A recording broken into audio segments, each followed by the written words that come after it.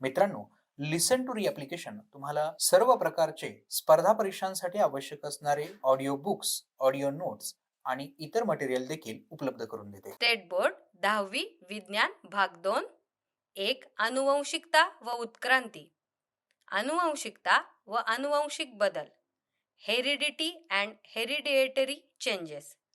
अनुवंशिकता एका पिढीचे जैविक गुणधर्म जनुकांमार्फत पुढील पिढीमध्ये संक्रमित होण्याला अनुवंशिकता म्हणतात.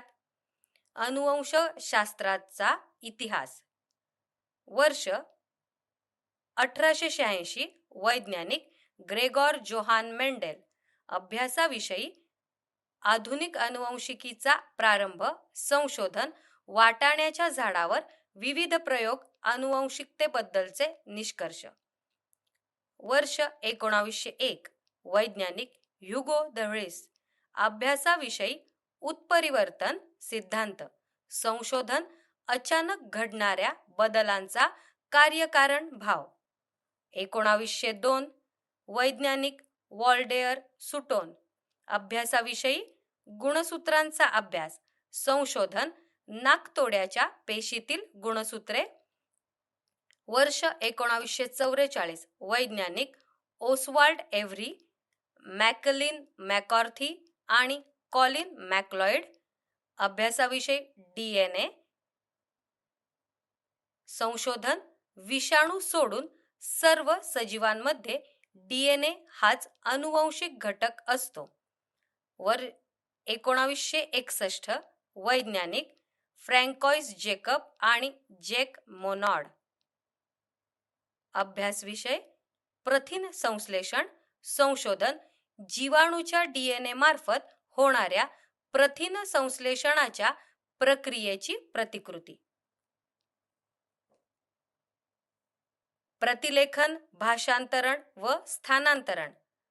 Transcription, translation and translocation.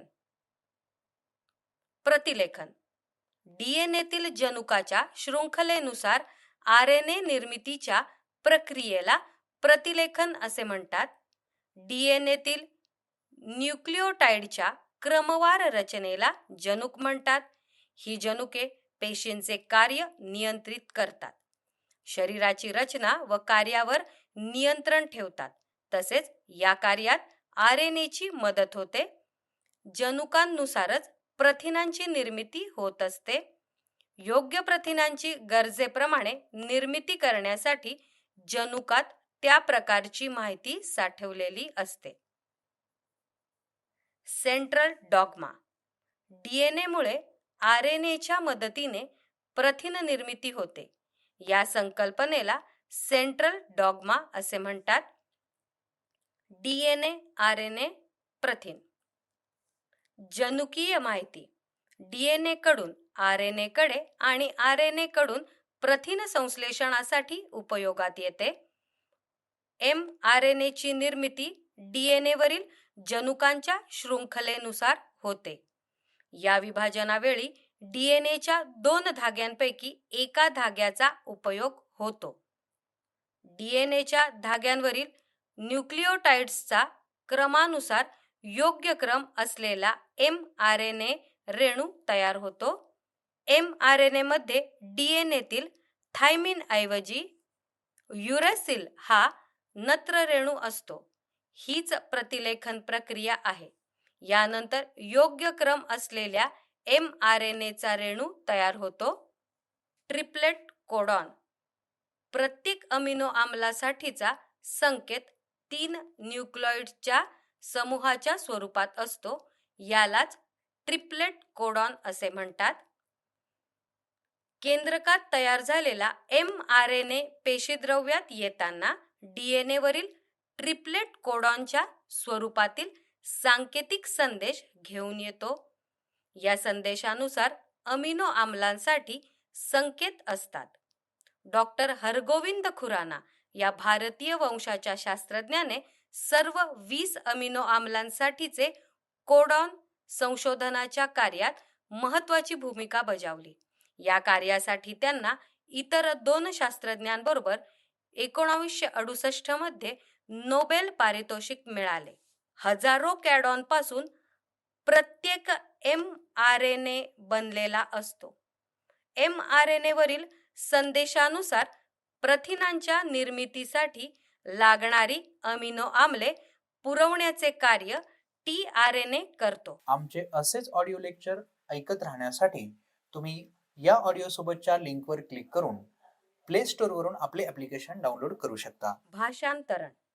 mRNA वर असलेल्या कोडांचा पूरक क्रम असलेला अँटीकोडॉन ज्या tRNA वर असतो त्या tRNA ला mRNAच्या जवळ आणण्याच्या क्रियेला भाषांतरण म्हणतात.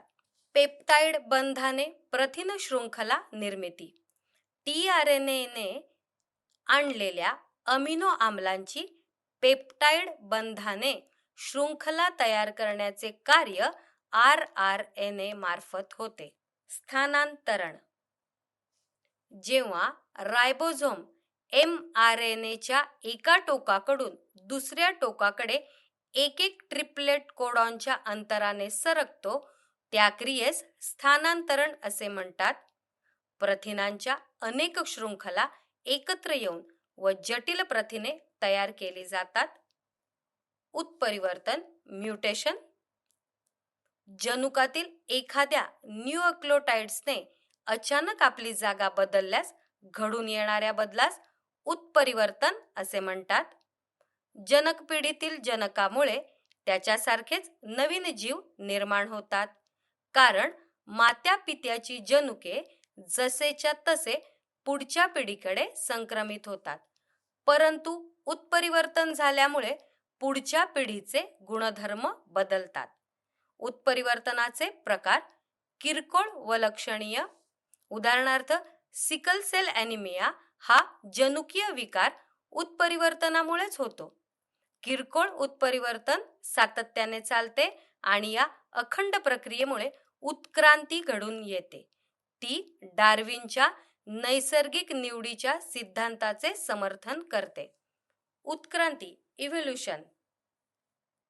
सजीवांमध्ये संथ परंतु सातत्याने होणाऱ्या बदलांना उत्क्रांती म्हणतात.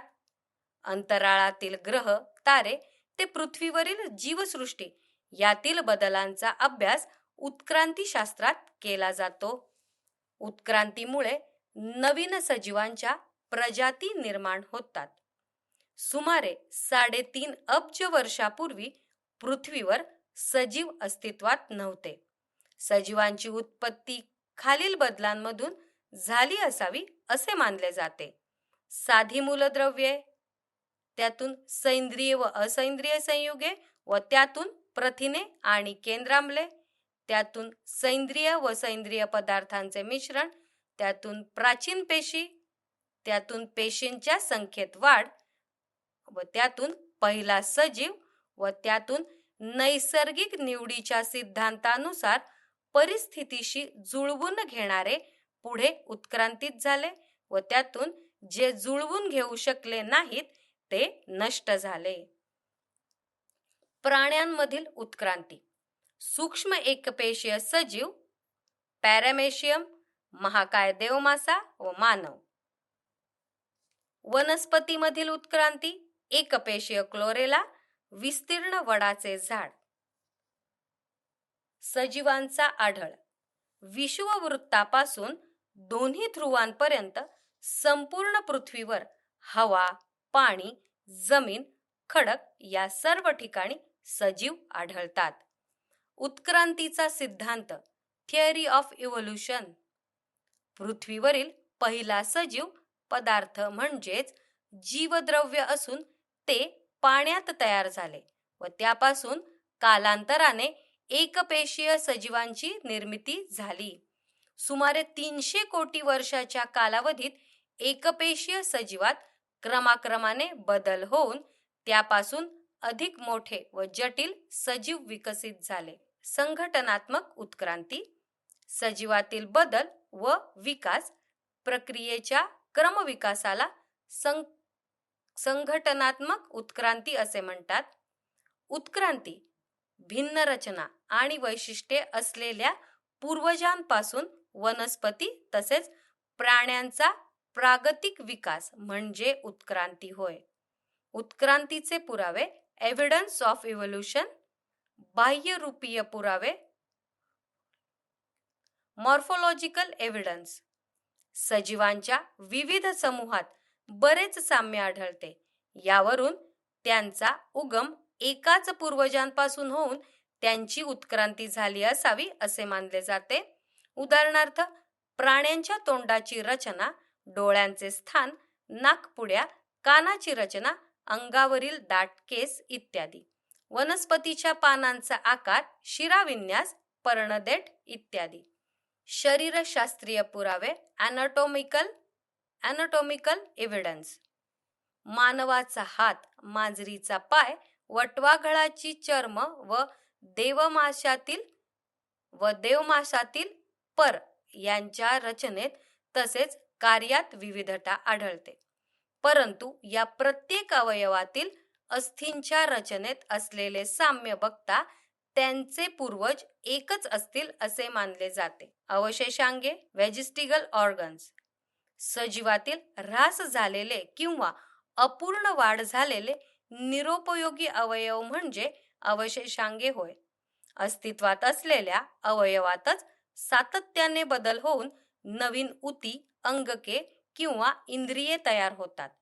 विशिष्ट परिस्थितीत जगण्यासाठी सजीवांना या बदलांची गरज असते. परंतु इतर भिन्न परिस्थितीमध्ये असे बदल निरुपयोगी किंवा अपायकारक ठरतात. नैसर्गिक निवडीच्या प्रक्रियेमुळे असे निरुपयोगी अवयव हजारो वर्षांनी नाहीसे होतात. रवंथ करणाऱ्या प्राण्यांसाठी उपयुक्त असणारा आंत्रपुच्छ अपेंडिक्स हा अवयव मानवाला मात्र निरुपयोगी असतो. मानवी शरीरातील अवशेषांगे, माकडहाड, अक्कलदाढा, त्वचेवरील केस, कानांचे स्नायू इत्यादी. पुरातत्वशास्त्रीय पुरावे जीवाश्म विज्ञान. जीवाश्म फॉसिल. सजीवांच्या उत्क्रांतीचे गूढ पृथ्वीच्या गाभ्यातील जीवाश्मात लपलेले आहेत. विविध नैसर्गिक आपत्तींमुळे बरेच सजीव जमिनीखाली गाडले गेले.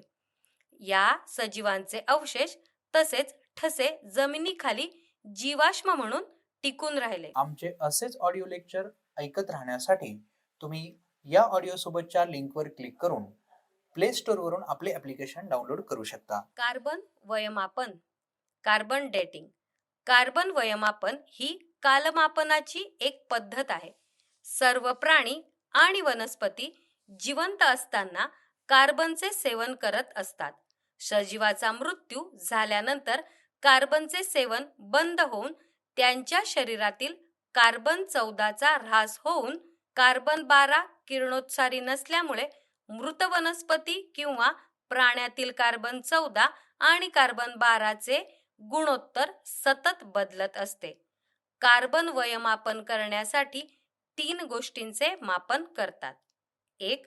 वनस्पती किंवा प्राणी मृत झाल्यानंतरचा कालावधी. 2. त्यांच्यातील कार्बन 14ची सक्रियता. 3. कार्बन 14चे कार्बन 12शी असलेले गुणोत्तर.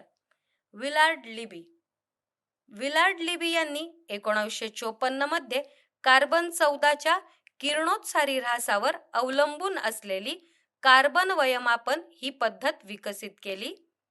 यासाठी त्यांना 1960चे रसायनशास्त्राचे नोबेल पारितोषिक मिळाले होते. या पद्धतीने विविध पदार्थांचे वय मोजता येते. या नोंदी रेडिओ कार्बन नावाच्या शोधपत्रिकेत प्रसिद्ध केल्या जातात. जोडणारे दुवे कनेक्टिंग लिंक्स. 2 समूहातील वनस्पती आणि प्राणी यांच्यातील काही शारीरिक लक्षणे अशी असतात की त्यावरून त्यांचा एकमेकांशी समूहांशी संबंध जोडता येऊ शकतो. त्यांनाच जोडणारे दुवे असे म्हणतात. उदाहरणार्थ, पेरिपॅट्स. या प्राण्यांमध्ये वलयांकित प्राण्यासारखे खंडीभूत शरीर, पातळ त्वचा, मागचे पाय यासारखे अवयव तसेच संधिपाद प्राण्यांसारखे श्वासनलिका व खुली रक्ताभिसरण संस्था असते. यानुसार पेरिपॅट्स हा ॲनेलिडा व संधिपाद प्राण्यांना जोडणारा दुवा आहे असे म्हणतात. डकबिल प्लॅटिपस हा प्राणी सरीसृप प्राण्यांप्रमाणे अंडी घालतो. तसेच सस्तनी प्राण्यासारख्या याच्यात सस्तनी ग्रंथी व त्वचेवर केस असतात. त्यामुळे डकबिल प्लॅटिपस हा प्राणी सरीसृप आणि सस्तनी या वर्गातील दुवा आहे असे म्हणतात. फुफ्फुसाच्या साहाय्याने श्वसन करणारा लंगफिश हा मासा मत्स्य आणि उभयचर वर्गातील दुवा मानला जातो. या जोडणाऱ्या दुव्यांवरून खालील निष्कर्ष निघतो. ॲनलिडा वलई पासून आर्थ्रोपोडा संधिपाद, मत्स्यापासून उभयचर आणि सरीसृप प्राण्यांपासून सस्तनी प्राणी उत्क्रांतीत झाले आहेत. भ्रूणशास्त्रीय पुरावे. एम्ब्रिओलॉजिकल एव्हिडन्स. विविध पृष्ठवंशीय प्राण्यातील भ्रूणवाढीचा अभ्यास केला असता असे समजते की प्राथमिक अवस्थेत या भ्रूणांमध्ये प्रचंड साम्य असते, परंतु पुढे विकास होताना हे साम्य कमी होत जाते. यावरून असे म्हटले जाते की सर्व पृष्ठवंशीय प्राण्यांचे पूर्वज एकच होते. डार्विनचा नैसर्गिक निवडीचा सिद्धांत. Darwin's theory of natural selection. Charles Darwin 1809 ते 1882 यांनी नैसर्गिक निवडीचा सिद्धांत मांडला असून तो उत्क्रांतीशास्त्रातील एक मैलाचा दगड ठरला आहे. पूर्वजांपासून सातत्याने तसेच हजारो वर्षांच्या कालखंडानंतर सजीवांच्या सर्व प्रजाती सारख्या विकसित झाल्या असून हा विकास नैसर्गिक निवडीमुळे झाला आहे. नैसर्गिक निवडीचा सिद्धांत. Theory of natural selection. सक्षम तेच जगतील म्हणजेच नैसर्गिक निवड कार्यरत असल्यामुळेच नवीन प्रजाती निर्माण होतात. डार्विनच्या ओरिजिन ऑफ स्पेसीज या पुस्तकात हा सिद्धांत मांडला आहे. आमचे असेच ऑडिओ लेक्चर ऐकत राहण्यासाठी तुम्ही या ऑडिओ सोबतच्या लिंकवर क्लिक करून प्ले स्टोअरवरून आपले ॲप्लिकेशन डाउनलोड करू शकता. सर्व सजीव मुबलक प्रमाणात प्रजनन करतात व ते परस्परांशी जीवघेणी स्पर्धा करतात. या स्पर्धेत जिंकण्यासाठी जो सजीव आवश्यक गुणधर्म दर्शवितो तोच जगू शकतो. यालाच नैसर्गिक निवड म्हणतात. नैसर्गिक निवडीचा सिद्धांत. आक्षेप. नैसर्गिक निवडीशिवाय आणखीही काही घटक उत्क्रांतीसाठी आवश्यक आहेत. डार्विनने उपयुक्त आणि निरुपयोगी बदलांबाबत स्पष्टीकरण दिले नाही. तसेच या सिद्धांतामध्ये संथ होणारे बदल व अचानक होणारे बदल याचा उल्लेख केलेला नाही. लॅमार्कवाद.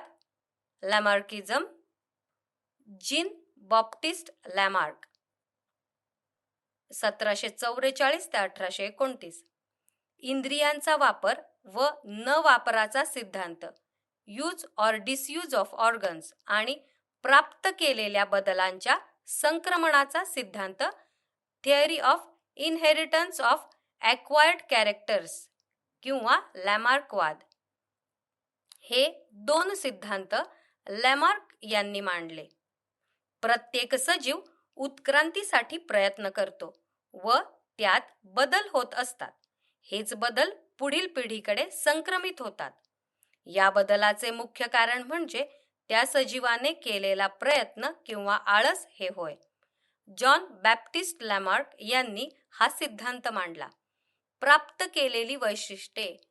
Acquired characters. जिराफ स्वतःची मान ताणून अनेक पिढ्या झाडांची पाने खात असल्यामुळे त्याची मान लांब झाली आहे. घणाचे वारंवार घाव घालून लोहाराचे खांदे बळकट झाले आहेत.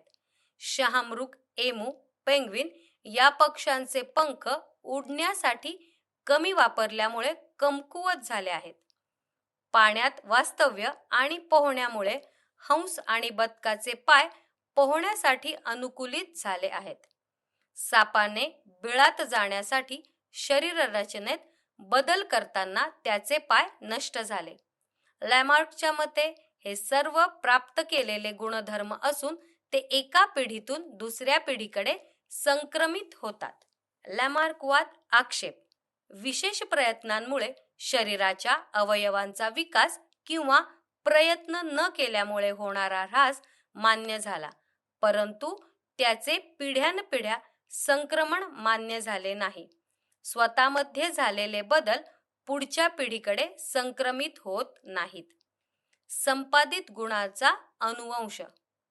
सजीवाच्या जीवनात त्याने संपादित केलेले गुण त्याच्या संततीकडे संक्रमित होतात. यालाच संपादित गुणाचा अनुवंश असे म्हणतात. जाती उद्भव. स्पेशिएशन.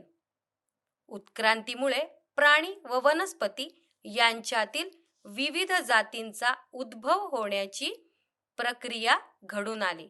जाती नैसर्गिक फलनातून फलनक्षम संतती तयार करणारा सजीवांचा समूह म्हणजे जाती होय.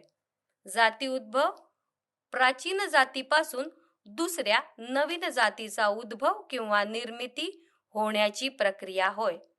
सजीवांच्या प्रत्येक जातींची निश्चित वैशिष्ट्ये असतात. तसेच त्यांची भौगोलिक परिस्थिती, आहार, विहार, फलनक्षमता, समागम काळ इत्यादी भिन्न असतो. त्यामुळेच ही वैशिष्ट्ये टिकून राहतात. ही प्रक्रिया खालील घटकांवर अवलंबून असते: जनुकीय बदल, भौगोलिक बदल, प्रजननातील बदल, सजीवांचे जास्त कालावधीसाठी भौगोलिक किंवा प्रजननीय विलगीकरण, जिओग्राफिक और रिप्रोडक्टिव्ह आयसोलेशन. मानव वंशाच्या प्रवासातील टप्पे व कालखंड. मानव वंशाचा प्रवास आणि कालखंड. लेम्यूर सारखे प्राणी 7 कोटी वर्षापूर्वी. इजिप्टोपिथेकस 4 अब्ज वर्षापूर्वी. ड्रायपिथेकस 2.5 अब्ज वर्षापूर्वी. रामॉपिथेकस 1 करोड वर्षापूर्वी. ॲस्ट्रोलोपिथेकस 40 लाख वर्षापूर्वी. कुशल मानव 20 लाख वर्षापूर्वी. ताठ चालणारा मानव 15 लाख वर्षापूर्वी. निअँडरथल मानव 1,50,000 वर्षापूर्वी. क्रोमॅन्यन किंवा क्रोमॅनन मानव 50,000 वर्षापूर्वी. होमो सॅपियन्स मानव 10,000 वर्षापूर्वी. आमचे असेच ऑडिओ लेक्चर ऐकत राहण्यासाठी तुम्ही या ऑडिओ सोबतच्या लिंकवर क्लिक करून प्ले स्टोअरवरून आपले ॲप्लिकेशन डाउनलोड करू शकता. 2. सजीवातील जीवन प्रक्रिया भाग 1. सजीव आणि जीवन प्रक्रिया. Living organism and life process. आपल्या शरीरात अनेक संस्था असून त्यांच्यातील समन्वयामुळे विविध प्रकारची शारीरिक कार्ये घडतात. या कार्यासाठी सातत्याने ऊर्जेची आवश्यकता असते. कर्बोदके, स्निग्ध आणि प्रथिने या पोषद्रव्याचे पेशीत विघटन होऊन तंतुकणिकेच्या साहाय्याने ऊर्जा मिळवली जाते. या ऊर्जा निर्मितीसाठी ऑक्सिजनची आवश्यकता असल्याने परिवहन संस्थेमार्फत पोषद्रव्ये आणि ऑक्सिजन पेशींपर्यंत पोहोचवले जातात. वनस्पती स्वयंपोषी असून प्रकाश संश्लेषण प्रक्रियेत अन्न तयार करतात. जास्तीचे अन्न त्यांच्या फळे, पाने, खोड, मूळ या अवयवांमध्ये साठवले जाते. या वनस्पतीजन्य अन्नपदार्थांच्या साहाय्याने इतर प्राणी स्वतःचे पोषण करतात. कर्बोदके स्त्रोत: दूध, फळे, गूळ, साखर, भाजीपाला, धान्ये, मध, बटाटे, रताळे इत्यादी. कार्य: 1 ग्रॅम कर्बोदकापासून 4 किलो कॅलरी इतकी ऊर्जा मिळते. सजीव आणि ऊर्जा निर्मिती. Living organism and energy production. सजीवांमध्ये 2 स्तरांवर श्वसनाची क्रिया होत असते: शरीरस्तरीय श्वसन आणि पेशीस्तरीय श्वसन. शरीरस्तरीय श्वसन: फुफ्फुसे आणि हवा याच दरम्यान होणारी ऑक्सिजन आणि कार्बन डायऑक्साईड या वायूंची देवाणघेवाण. पेशीस्तरीय श्वसन: पेशींमध्ये होणारे अन्नाचे ऑक्सिडीकरण. आहारातील कर्बोदकांचा उपयोग प्रामुख्याने एटीपीच्या स्वरूपात ऊर्जा मिळवण्यासाठी केला जातो. ग्लुकोजचे टप्प्याटप्प्याने ऑक्सिडीकरण होण्यालाच पेशीस्तरीय श्वसन म्हणतात. पेशीस्तरीय श्वसनाचे 2 प्रकार: ऑक्सिश्वसन म्हणजे ऑक्सिजनच्या साहाय्याने, विनॉक्सिश्वसन म्हणजे ऑक्सिजन शिवाय. ऑक्सिश्वसन या प्रक्रियेत ग्लुकोजचे ऑक्सिडीकरण 3 टप्प्यामध्ये होते. ग्लुकोजचे विघटन,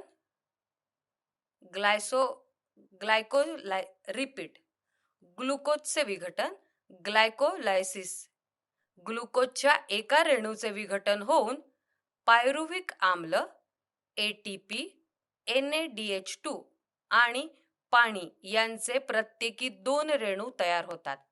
या प्रक्रियेतील पायरुव्हिक आम्लाचे रेणू ॲसेटेलिक कोएन्झाइम या रेणूमध्ये रूपांतरित होऊन कार्बन डायऑक्साईडचे आणि NADH2 चे प्रत्येकी 2 रेणू तयार होतात. ट्रायकार्बोक्झिलिक आम्ल चक्र किंवा क्रेब्सचे चक्र, क्रेब्स सायकल. ॲसिटिल कोएन्झाइम A चे रेणू तंतुकणिकेत गेल्यावर ट्रायकार्बोक्झिलिक आम्ल चक्र ही चक्रीय अभिक्रिया घडून येते. यात ॲसिटिल कोएन्झाइम A च्या रेणूतील ॲसेटिलचे संपूर्ण ऑक्सिडीकरण होऊन त्यापासून CO2, H2O, NADH2, FADH2 आणि ATP चे रेणू तयार होतात. इलेक्ट्रॉन वहन शृंखला अभिक्रिया ETC रिॲक्शन. ही अभिक्रिया तंतुकणिकेमध्ये घडते.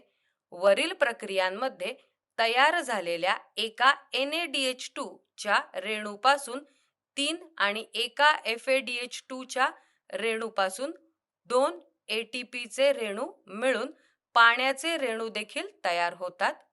ग्लुकोजचे संपूर्ण ऑक्सिडीकरण झाल्यानंतर ऊर्जेसोबत CO2 आणि H2O चे रेणू तयार होतात. पेशी श्वसनातील सहविकरे.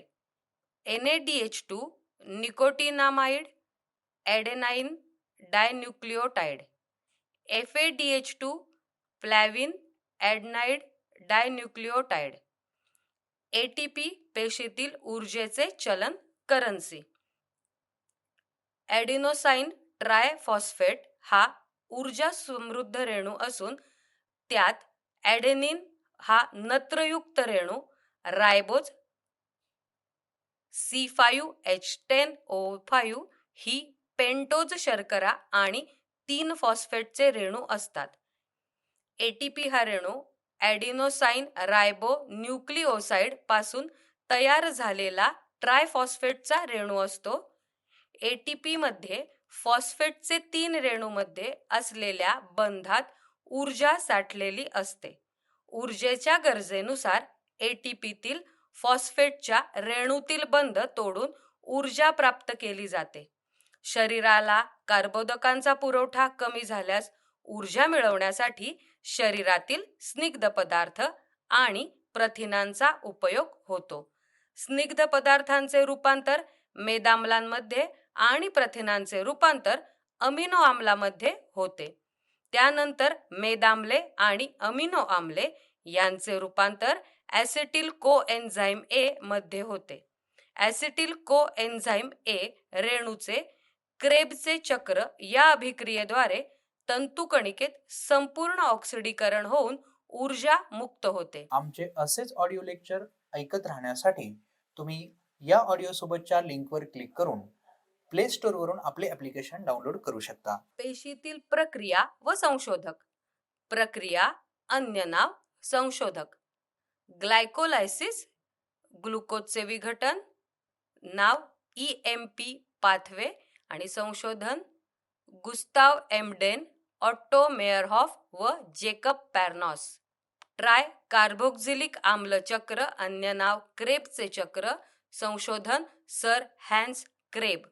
कर्बोदके, स्निग्ध प्रथिनांचे ऑक्सिश्वसन, ऊर्जा निर्मिती. कर्बोदकांचे पचन झाल्यानंतर ग्लुकोजमध्ये रूपांतर, प्रथिनांचे पचन होऊन अमिनो आम्ले तर स्निग्धांचे पचन होऊन मेदाम्ले तयार होतात. ग्लुकोजचे विघटन होऊन पायरुव्हिक आम्ल तयार होते. पायरुव्हिक आम्ल तसेच मेदाम्ले आणि अमिनो आम्ले यांच्यापासून ॲसिटिल कोएन्झाइम हे विकर तयार होते. त्यापासून ऊर्जा निर्मिती होऊन कार्बन डायऑक्साईड आणि पाण्याचे रेणू तयार होतात. यालाच क्रेबचे चक्र असे म्हणतात. विनॉक्सी श्वसन, ऊर्जा निर्मिती. अनेक विनॉक्सी सूक्ष्मजीवांमार्फत कर्बोदकांचे ग्लुकोजमध्ये रूपांतर होऊन त्यांचे विघटन झाल्यानंतर पायरुव्हिक आम्ल तयार होते. विविध सूक्ष्मजीव पायरुव्हिक आम्लाचे किण्वन करून म्हणजेच फर्मेंटेशन करून ऊर्जा मिळवतात. तसेच त्यामध्ये विविध प्रकारची संयुगे तयार होतात. उदाहरणार्थ सॅक्रोमायसिस किण्वामुळे अल्कोहोल निर्मिती, व्हिनेगर जीवनसत्वे इत्यादी पदार्थांची निर्मिती, स्नायू तसेच तांबड्या पेशींमध्ये लॅक्टिक आम्लाची निर्मिती. विनॉक्सी श्वसन करणाऱ्या सूक्ष्मजीवांची ऊर्जा निर्मिती. अनेक जीवाणू व इतर काही सूक्ष्मजीव ऊर्जा मिळवण्यासाठी विनॉक्सी श्वसन करतात. विनॉक्सी श्वसनचे 2 टप्पे: ग्लुकोजचे विघटन, ग्लायकोलायसिस, किण्वन, फर्मेंटेशन. या प्रक्रियेत ग्लुकोजचे अंशतः विघटन होऊन कमी प्रमाणात ऊर्जा मिळते. ग्लुकोजच्या विघटनातून तयार झालेले पायरुव्हिक आम्ल इतर कार्बनी आम्लांमध्ये किंवा अल्कोहोल C5H10OH5 मध्ये रूपांतरित होते. यालाच किण्वन प्रक्रिया म्हणतात व त्यात काही विकरांची मदत होते. उच्चस्तरीय वनस्पती आणि प्राण्यांमध्ये ऑक्सिजनची पातळी कमी झाल्यास विनॉक्सी श्वसन घडून येते. उदाहरणार्थ बीजांकुरणाच्या वेळी माती पाण्याखाली असल्यास बिया विनॉक्सी श्वसन करतात. तसेच आपण व्यायाम करताना आपल्या स्नायू पेशी विनॉक्सी श्वसन करतात. त्यामुळे आपल्या स्नायूत लॅक्टिक आम्ल तयार होते आणि आपल्याला थकवा येतो. विविध अन्न घटक, ऊर्जा. Energy from different food components. जास्तीची कर्बोदके शरीरात यकृत आणि स्नायूंमध्ये ग्लायकोजेनच्या स्वरूपात साठवली जातात. प्रथिनांचे पचन झाल्यावर अमिनो आम्ले तयार होऊन रक्तात शोषली जातात व रक्तामार्फत प्रत्येक पेशीपर्यंत पोहोचतात. पेशीतील प्रथिन संश्लेषण क्रियेत ही अमिनो आम्ले विविध प्रथिने तयार करण्यासाठी उपयोगात येतात. उदाहरणार्थ प्रथिने व आढळ: मेलानिन, कॅरोटीन, त्वचा; ऑसिन, हाडे; प्रद्रव्य पटलातील प्रथिने, विकरे, पेशी; इन्सुलिन, ट्रिप्सिन, स्वादुपिंड; विविध संप्रेरके, पीयूषिका ग्रंथी; ऑक्टिन, मायसिन प्रथिने, स्नायू; रिपीट: ऑक्टिन, मायोसिन प्रथिने, स्नायू; हिमोग्लोबिन, प्रतिपिंडे, रक्त. उत्तम प्रथिने प्राणीजन्य अन्नपदार्थापासून मिळतात. 1 ग्रॅम प्रथिनांपासून 4 किलो कॅलरी इतकी ऊर्जा मिळते. जास्त प्रथिने सेवन केल्यास त्यापासून तयार होणारी अमिनो आम्ले शरीरात न साठवली जाता त्यांचे विघटन होऊन अमोनियाच्या स्वरूपात शरीराबाहेर टाकली जातात. काही वेळा जास्तीच्या प्रथिनांचे ग्लुकोनिओजेनेसिस प्रक्रियेद्वारे ग्लुकोजमध्ये रूपांतर होते. वनस्पतीत खनिजांपासून आवश्यक अमिनो आम्ले तयार होतात व त्यापासून वनस्पती प्रथिने तयार करतात. रुबिस्को हे विकर वनस्पतीच्या हरितलवकात असून ते निसर्गात सर्वात मुबलक प्रमाणात आढळणारे प्रथिन आहे. स्निग्ध पदार्थ हे मेदाम्ले आणि अल्कोहोल पासून बनतात. स्निग्ध पदार्थांचे पचन झाल्यावर त्यांचे रूपांतर मेदाम्ले व अल्कोहोलमध्ये होते. मेदाम्ले रक्तात शोषली जाऊन शरीरात सर्वत्र पाठवली जातात व त्यापासून शरीरात विविध संयुगांची निर्मिती होते. उदाहरणार्थ फॉस्फोलिपिड रेणू, प्रद्रव्य पटल निर्मिती, प्रोजेस्टेरॉन, इस्ट्रोजन, टेस्टोस्टेरॉन, अल्डोस्टेरॉन ही संप्रेरके, चेतापेशीच्या अक्षतंतूभोवतीचे आवरण, जास्तीच्या स्निग्ध पदार्थांचे चरबीयुक्त संयोजी ऊतीमध्ये रूपांतर होते. 1 ग्रॅम स्निग्ध पदार्थापासून 9 किलो कॅलरी इतकी ऊर्जा मिळते. जीवनसत्वे. शरीरातील विविध क्रिया सुरळीतपणे पार पाडण्यासाठी जीवनसत्वांची गरज असते.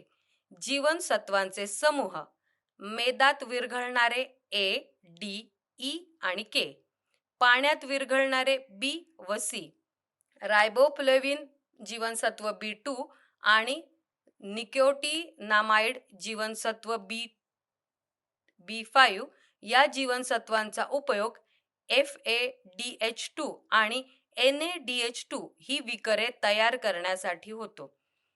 पाणी हे एक अत्यावश्यक पोषद्रव्य आहे.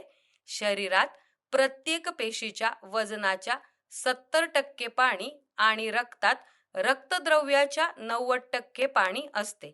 म्हणजे आपले शरीर 65 ते 70% पाण्याने भरलेले आहे. शरीरातील पाणी कमी झाल्यास पेशींचे आणि पर्यायाने शरीराचे कार्य बिघडते. त्यामुळे पाण्याला अत्यावश्यक पोषद्रव्य म्हणतात. आमचे असेच ऑडिओ लेक्चर ऐकत राहण्यासाठी तुम्ही या ऑडिओ सोबतच्या लिंकवर क्लिक करून प्ले स्टोअर वरून आपले ऍप्लिकेशन डाउनलोड करू शकता. तंतुमय पदार्थ आपल्याला पचत नाहीत, परंतु इतर पदार्थांच्या पचनक्रियेत न पचलेले अन्न बाहेर टाकण्याच्या क्रियेत तंतुमय पदार्थ मदत करतात. उदाहरणार्थ, तंतुमय पदार्थ देणाऱ्या पालेभाज्या, फळे, धान्ये इत्यादी. पेशी विभाजन आवश्यक जीवन प्रक्रिया. पेशींचा महत्वाचा गुणधर्म म्हणजे पेशी विभाजन होय. पेशी विभाजनाचे फायदे: एका सजीवापासून नवीन सजीवाची निर्मिती होते. बहुपेशीय सजीवांच्या शरीराची वाढ होते. शरीराची झीज भरून निघते. पेशी विभाजन प्रकार: सूत्री विभाजन मायटोसिस, अर्धसूत्री विभाजन मायोसिस. दोन्ही विभाजन प्रकारातले महत्वाचे गुणधर्म: सूत्री विभाजन आणि अर्धसूत्री विभाजन. सूत्री विभाजन कायिक पेशी आणि मूल पेशीमध्ये होते. अर्धसूत्री विभाजन फक्त प्रजनन पेशीमध्ये होते. सूत्री विभाजन हे विभाजन 2 टप्प्यात होते. पहिला टप्पा केंद्रक विभाजन, दुसरा टप्पा पेशीद्रव्यांचे विभाजन. अर्धसूत्री विभाजन हे 2 भागात आणि प्रत्येकी 4 टप्प्यात होते. भाग 1: सजातीय गुणसूत्रांमध्ये जनुकीय पुनःसंयोग. सजातीय गुणसूत्रे 2 गटामध्ये विभागले जाऊन 2 एकगुणित पेशी तयार होतात. भाग 1 4 टप्प्यामध्ये तर भाग 2 4 टप्प्यामध्ये होते. सूत्री विभाजन केंद्रकाचे विभाजन 4 टप्प्यामध्ये होते व त्यानंतर जीवद्रव्याचे विभाजन होते. सूत्री विभाजन गुणसूत्रांची संख्या बदलत नाही. अर्धसूत्री विभाजन गुणसूत्रांची संख्या निम्मी होते. वरील दोन्ही प्रकारच्या पेशी विभाजनापूर्वी पेशीतील केंद्रकात असलेल्या गुणसूत्रांची संख्या दुप्पट होते. म्हणजेच जर गुणसूत्रांची संख्या 2n असेल तर ती 4n होते. 2n अवस्थेत प्रत्येक प्रकारच्या गुणसूत्राची एक जोडी असते, तर n अवस्थेत मात्र प्रत्येक प्रकारचे एकच गुणसूत्र असते. सूत्री विभाजनाच्या पायऱ्या: केंद्रक किंवा प्रकल विभाजन कायरोकिनेसिस, पूर्वावस्था, मध्यावस्था, पश्चावस्था, अंत्यावस्था. पूर्वावस्था प्रोफेज, यात गुणसूत्राचे वलयीकरण. मध्यावस्था मेटोफेज, गुणसूत्राचे घनीकरण. पश्चावस्था ॲनाफेज, गुणसूत्रे केळीच्या घडाप्रमाणे अर्धगुणसूत्रापासून जन्य गुणसूत्र निर्मिती. अंत्यावस्था पेशीच्या दोन्ही टोकांजवळ आलेली गुणसूत्रे उकलतात.